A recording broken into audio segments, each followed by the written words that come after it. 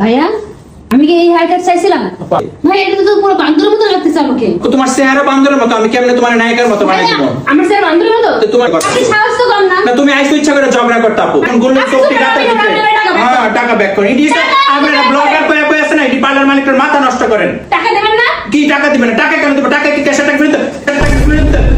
এইটা কিন্তু আপনাকে অনেক খারাপ করছেন। সো হাই গাইস, আজকে মনটা খুবই খারাপ। মাসুদ ভাইয়ের সাথে আমার প্রচুর ঝামেলা হয়ে গেছে। আর এই সবকিছুর জন্য দায়ী হচ্ছে আমার একমাত্র হাসব্যান্ড। বুঝলাম না, ঢাকায় এত এত পার্লার, বিউটি সেলুন রেখে শুধুমাত্র চুল এবং দাড়ি কাটার জন্য সে আমাকে নিয়ে গিয়েছে গৌরহরি টাওয়ার লিফটের 3 গাঙ্গিনাপাড় ময়মনসিংহ। ময়মনসিংহ যাওয়ার কথা শুনে অবশ্যই আমি অনেক বেশি এক্সাইটেড ছিলাম, কারণ জীবনে প্রথমবার কালকে আমি ময়মনসিংহ গিয়েছিলাম। এত ভালো লেগেছে, ময়মনসিংহ যে এত সুন্দর। এন্ড ময়মনসিংহের খাবারের কথা কি বলবো, কি কি খেয়েছি, কোথায় কোথায় গিয়েছিলাম সবকিছু বলবো। তার আগে গাইস, মাসুদ খান বিউটি জোন ময়মনসিংহ, মাসুদ খান ভাইয়ার এই পার্লারে এসে আমি পুরো একটা ইউরোপিয়ান ভাইব পাচ্ছিলাম। সিরিয়াসলি বাংলাদেশের সেলুন এত বেশি সুন্দর হয়, আমার মনে হচ্ছিল আমি বিদেশে কোন একটা সেলুনে আসছি। এত বড় সেলুন, আপনারা এখানে ফুটবল খেলতে পারবেন, ধান শুকাইতে পারবেন, কাপড় কাচতে পারবেন, ঝগড়া ঝাঁটি সংসার সবকিছু করতে পারবেন। মাসুদ ভাইয়ের এই ব্রাঞ্চে এসে আমার মনে হচ্ছিল আগামী 2 থেকে 3 বছরের মধ্যে ময়মনসিংহের সুন্দর সুন্দরী আপুরা সৌন্দর্যের দিক থেকে আরো এত বেশি এগিয়ে যাবে, ঢাকার মেয়েগুলোও পারবেন। আমি ভাইয়ার ফুল পার্লারটা ঘুরে দেখছি। ভাইরে ভাই, পার্লারের ভেতরে মেয়েদের এত বেশি সিকিউরিটি দিয়েছে। দেখেন, আপনি চাইলে সিঙ্গেল সিঙ্গেল একটা রুম নিয়ে ফেসিয়াল করতে পারবেন, ঘষা মাজা করতে পারবেন। এছাড়া আমাদের মধ্যে অনেক আপু এবং বুবু আছে, এরা পার্লারে যাই মনে করেন যে শুধু একটু রূপচর্চা করবে,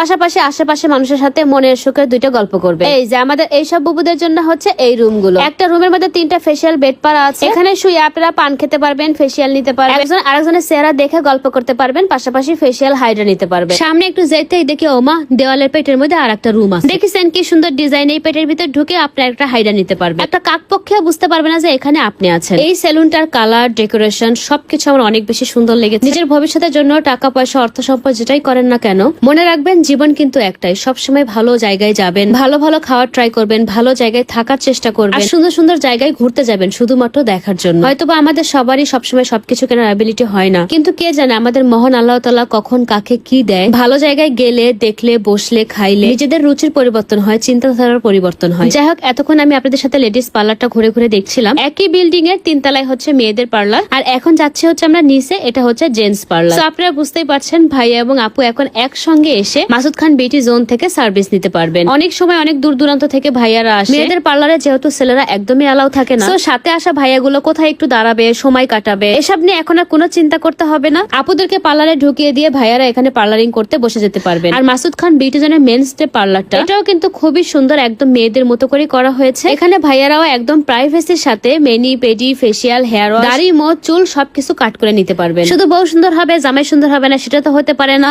আপুরা সারা বছর পার্লার থেকে ঘষা মাজা